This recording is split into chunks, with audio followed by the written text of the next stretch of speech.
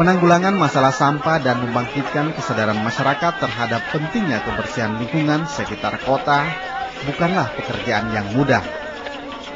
Awalnya, masyarakat di kabupaten ini tidak peduli dengan kondisi lingkungan kota mereka yang terlihat kotor.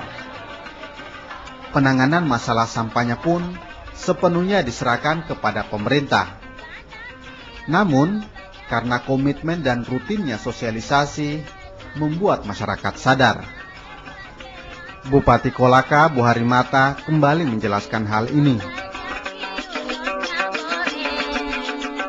Kadang-kadang memang ada harus kita menghadapi itu suatu kondisi yang kadang-kadang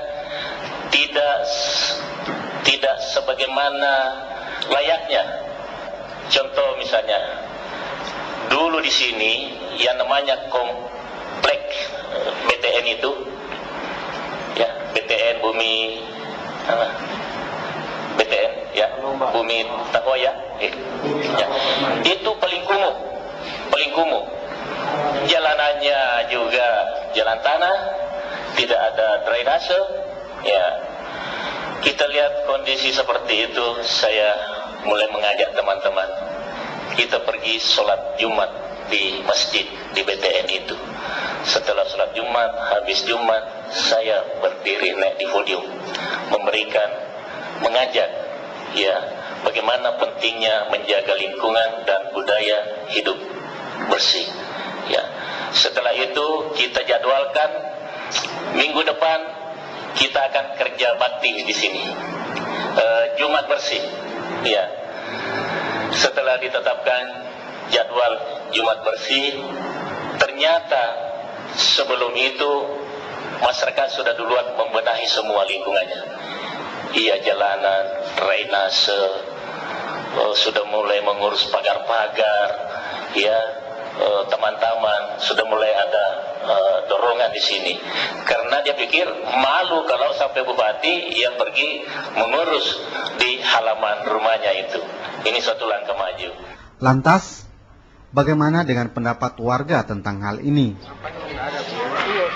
Kita itu Pak penjual, setiap saat kita langsung asal ada yang hambur kita langsung pungut-pungut sendiri lagi. Ini iya, sejak ada terminal terbuka di sini penjualnya. Ada sanksi yang diberikan pemerintah kalau misalkan sampah dibiarkan terapung di sini? Enggak ada Pak. Nah, ada masyarakat saja. Iya, kita kerelahan penjual saja, kasihan. Meski penanggulangan sampah di Bumi Mekongga ini belum sepenuhnya tuntas, namun pemerintah dan masyarakat Kabupaten Kolaka sudah berhasil menyulap kota mereka dari kesemrautan menjadi bersih dan sejuk. Lantas, bagaimana dengan pemerintah kabupaten kota lainnya, khususnya kota Kendari sebagai ibu kota Provinsi Sulawesi Tenggara?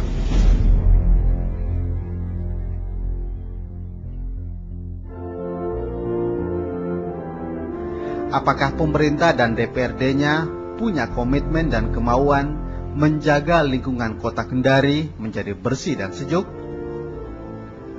Kepala Dinas Kebersihan, Pertamanan dan Pemakaman Kota Kendari, Agus Abdullah. Penegakan disiplin kepada masyarakatnya yang membuang sampah dan kekompakan muspidanya di kota Kendari, ada kota Kolaka itu yang jadi memang dia serentak dia dengan dana yang melimpah, karena dana pada waktu itu oleh bupatinya itu kurang lebih 4 miliar, itu 7 miliar. Sedangkan saya ini hanya 3 miliar. Itu sudah termasuk gaji, sudah termasuk ini. Sedangkan dia tok saja, masing-masing subsektornya itu ada anggarannya, seperti taman 4 miliar. Kemudian kebersihannya ada berapa, ada 3 miliar. Didukung dengan sarana pendukunnya, dengan sarana jalan, dengan fasilitas jalan, dengan penataannya. Kita susahnya di sini antara masyarakat dengan kita, ya. Tapi yang mudah-mudahan ke depan ini sudah saling kita mendukung, saling kerjasama antara masyarakat dengan pemerintah daerah. Selama ini di Kota Kendari, tanggung jawab kebersihan lingkungan kota hanya dibebankan kepada pemerintah kota saja. khususnya instansi teknis di lapangan. Sedangkan masyarakatnya hanya berdiam diri dan bermasa bodoh tanpa punya kemauan menjaga dan membersihkan lingkungan sekitar mereka. Tidak jarang, ruas-ruas jalan yang tersebar di wilayah kota Kendari diwarnai berbagai macam jenis sampah yang dibiarkan terhambur tanpa ada upaya penanggulangan.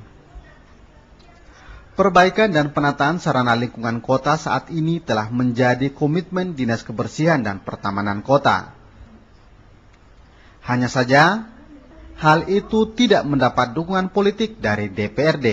Seandainya mencoba ini Bu DPR dengan wali kota kita untuk penerobosan ini. Jadi bukan hanya sampahnya, penataan pohonnya, dia sudah pohon besar hewan diangkat. Kita ini hanya berapa puluh senti, jadi apa mau dia sudah besar memang gitu bibitnya dia tanam. Dan itu saja anggarannya berapa bibit itu. Kalau kita kan hanya 2.500, 5.000 dia kasihkan ke DPR. Sedangkan di sana sudah ratusan ribu per pohon. Kita usulkan 100.000 lebih sudah dia curigai kita Pak anggota dewan, itulah yang menjadi masalah kita. Sesungguhnya penataan lingkungan kota serta penanggulangan masalah sampah yang dilakukan Dinas Kebersihan dan Pertamanan Kota Kendari sudah mendapat dukungan politik dari lembaga legislatif. Wakil Ketua DPRD Kota Kendari Muhammad Kasim ini mengatakan pihaknya sudah mempertahankan porsi anggaran yang diusulkan sebelumnya. Kita mengetahui berapa pos anggaran yang harus kita tetapkan di APBD untuk Dinas Kebersihan. Idealnya itu Dinas Kebersihan mempunyai data. Dia mempunyai data tentang produksi sampah di Kendari, baik sampah rumah tangga maupun sampah industri dan lainnya. Nah kalau itu ada tentu kita akan kaji dan kita mencari solusi. Apakah kita tingkatkan anggarannya atau diberikan penyadaran kepada masyarakat tentang bagaimana mengelola sampah, baik sampah rumah tangga maupun sampah industri yang ada.